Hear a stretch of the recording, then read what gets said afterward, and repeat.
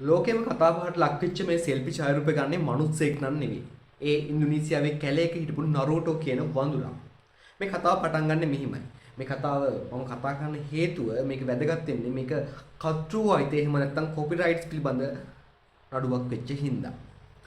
මේ කතාවේදී ඩේවිඩ් ස්ලෙටර් කියන බ්‍රිතාන්‍ය ජාතික වනජීවි ඡායාරූප ශිල්පියා යනවා ඉන්දුනීසියාවේ කැලේකට වනජීවීන් ඡායාරූපගත කරන්න. මේ ඩේවිඩ් ස්ලෙටර් කියන ඡායාරූප ශිල්පියා තමන්ගේ කැමරා ආම්පන්න ඉන්දුනීසියාවේ කැලේ අටවලා තියෙද්දි මේ කතාවේ කතානායකයා වෙච්ච නරෝටෝ කියන වඳුරා මෙතනට ඇවිල්ලා මේ කැමරා ආම්පන්නත් එක්ක සෙල්ලම් කරන්න ගන්නවා. කැමරා ආම්පන්නත් එක්ක සෙල්ලම් කරමින් ඉද්දී අහම්බෙන් වගේ කැමරාවේ ෂටර් එක ටච් වෙනවා. ෂටර් එක එබෙනවා. මේ ෂටර් එක එබීමත් එක්කම මේ වඳුරාගේ නරෝටෝ කියන මේ වඳුරාගේ ඡායාරූපයක් සෙල්ෆි ඡායාරූපයක් ගන්නවා.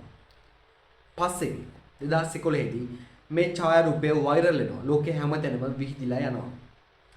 ඒත් එක්කම පෙටා සංවිධානය එහෙම නැත්නම් පීටා සංවිධානය කියන්නේ මේ පෙටා සංවිධානය කියන්නේ වනජීවීන්ගේ සත්තුන්ගේ අයිතීන් පිළිබඳ කතා කරන සංවිධානයක්.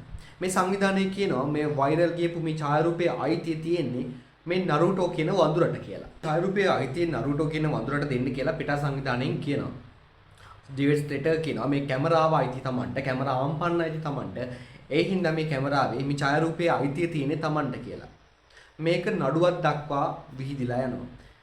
මේකට ඇමරිකාවේ අධිකරණයේ හරි අපූර්ව නඩු තීන්දුවක් දෙනවා. මේ නඩු තීන්දුව තමයි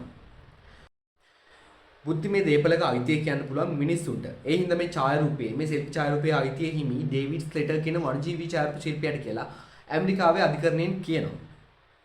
හැබැයි මේක ලෝක පුරා ප්‍රසිද්ධ වීමත් එක්ක වෛරල් වුණත් එක්ක මේ ඩේවිඩ් ස්ලෙටර් කියන ඡායාරූප ශිල්පියා කියනවා මේ ඡායාරූපයෙන් හින්දා හම්බෙන ආදායමෙන් 25% නරූටෝ සහ ඒ නරූටෝ අයිති වංශයට වර්ගයට ඔවුන්ගේ සුබ සාධනයට වියදම් කරන්න ඔවුන් ලෑස්ති කියලා.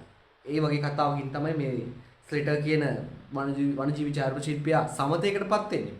කොහොම නමුත් මේක ඉතිහාසයේ විශේෂ නඩු තීන්දුවක් බවට පත් වුණා. මොකද සත්තුන්ට බුද්ධිමය අයිතිය කොපිරයිට්ස් දෙන්න සෝදානම් නැහැ කියන එක ඇමරිකානු අධිකරණයෙන් කියනවා. ඡායාරූපයක් ගන්නවා නම් සෙල්ෆියක් ගන්නවා. ඒක තමන්ගේ ෆෝන් එකකින් එහෙම නැත්නම් තමන්ගේ කැමරාවකින් ගන්න. නැත්නම් නරූටෝට වෙච්ච දේ වෙයි.